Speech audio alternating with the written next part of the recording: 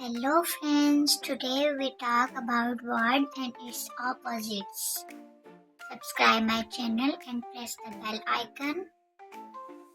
Big, big, small, small, tall, tall, short, short, beautiful, beautiful, ugly, ugly, above, above, below, below, closed, closed, opened, opened, clean, clean, dirty, dirty, day, day, night, night, fast, fast, slow, slow, bad, bad, good, good, off, off, on, on, happy, happy, sad, sad, noise, noise,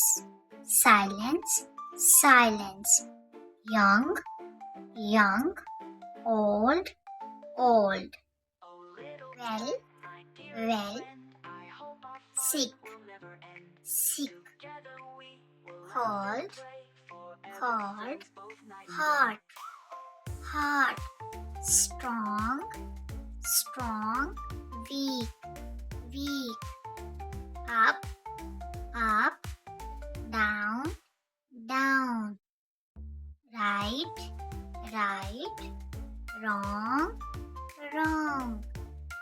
Subscribe my channel and like the video, press the bell icon.